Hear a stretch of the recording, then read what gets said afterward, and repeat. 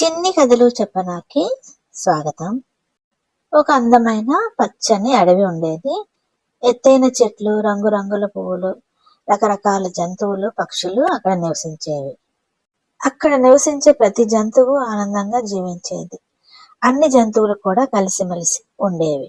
అయితే ప్రతి ఉదయం సూర్యోదయం అయ్యాక అడవిలో ఒక మధురమైన గానం వినిపించేది ప్రతి జంతువుకి, పక్షికి. ఆ గానం ఒక చిన్న పసుపు రంగు పక్షిది. చాలా చిన్నదైన దాని స్వరం మాత్రం మాయలా ఉండేది. ఎంతో మధురమైన గొంతుతో పాడేది ఆ చిన్న పక్షి. ఆ చిన్న పక్షి పాడితే చెట్లు సైతం ఊగేవి, పూలు చిరునవ్వు చిందించేవి, జంతువుల హృదయాలు ప్రశాంతంగా మారేవి. అంత మధురంగా ఉండేది ఆ చిన్న పక్షి గానం. జింకలు నిశ్శబ్దంగా వినేవి ఆ గానాన్ని. కోతి చెట్టు మీద కూర్చుని చప్పట్లు కొట్టేది. అంతేకాదు, అడవికి మహారాజు అయిన సింహం కూడా ఆ పాట విన్నప్పుడు ప్రశాంతంగా పడుకునేది. ఆ చిన్న పక్షి అడవికి ఆనందం తీసుకొచ్చేది. అయితే ఒకరోజు ఆకాశంలో నల్లటి దట్టమైన పొగ ఎగిసింది. అడవిలో విచిత్రమైన శబ్దాలు వినిపించసాగాయి. జంతువులన్నిటికీ భయం వేసింది. ఇది దేనికి సూచన అంటూ అన్ని జంతువులు భయపడసాగాయి. అడవిలోనికి కొంతమంది మనుషులు ప్రవేశించారు. అడవిలోనికి వచ్చి చెట్లను నరకడం ప్రారంభించారు ఆ మనుషులు. ఒక పెద్ద చెట్టు కూలిపోయింది. దాని తర్వాత మరొకటి కూడా కూలిపోయింది. చెట్లను నరికివేయడంతో వచ్చిన దట్టమైన పొగ ఆకాశం మీద కమ్ముకోసాగింది. అడవి అంతా నిశ్శబ్దంగా బాధపడింది. జంతువులు అటూ ఇటూ పరుగులు తీయసాగాయి. చిన్న చిన్న జంతువులు తమ తల్లిదండ్రులను కోల్పోయాయి. అడవిలో గందరగోళం పెరిగింది. హఠాత్తుగా అడవిలో జరిగిన ఈ ప్రమాదాన్ని తట్టుకోలేకపోయాయి అడవిలోని జంతువులు, పక్షులు. ఇదంతా ఈ చిన్న పక్షి ఒక విరిగిన కొమ్మపై కూర్చుని బాధతో చూడసాగింది. చిన్న పసుపు రంగు పక్షి మెల్లగా పాడడం ప్రారంభించింది. ఆ పాటలో బాధ ఉంది, ఆ పాటలో కన్నీళ్లు ఉన్నాయి.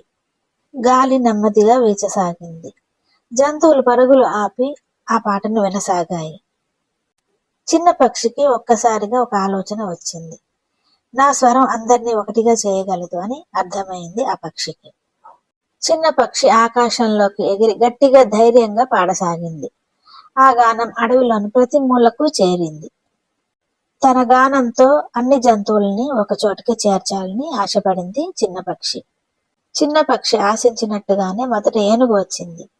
తర్వాత జింకలు, కోతులు, కుందేళ్లు, చివరికి సింహం కూడా వచ్చింది. అలాగే అన్ని పక్షులు కూడా అక్కడ చేరుకున్నాయి.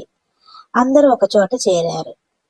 అన్ని జంతువులు, పక్షులు కలిసి చర్చించుకున్నాయి ఏం చేయాలా అన్న విషయాన్ని. ఏనుగు తన బలంతో యంత్రాల ముందు నిలిచింది. పెద్ద పెద్ద జంతువులన్నీ యంత్రాల ముందు నిలబడ్డాయి. కొన్ని పక్షులు, జంతువులు చిన్న చిన్న పక్షి పిల్లలను, జంతువులను సురక్షితమైన ప్రదేశానికి తీసుకువెళ్ళాయి. చెట్లని నరకడానికి వచ్చిన మనుషుల చేతుల్లో తుపాకీలు, ఆయుధాలు ఉన్నాయి. వాటిని చూసి కూడా ఏ జంతువు కూడా భయపడకుండా ఎదురుగా నిలబడ్డాయి. భయపడకుండా తమ ఎదురుగా అడ్డుగా నిలిచిన జంతువులను చూసి మనుషులు ఆశ్చర్యపోయారు. జంతువులు తమ ఇళ్లను తాము కాపాడుకుంటున్నాయని గ్రహించారు. ఆ చిన్న పక్షి గానం వారి హృదయాలను కలిచివేసింది, హృదయాలను తాకింది. అక్కడికొచ్చిన మనుషులు యంత్రాలను ఆపేశారు.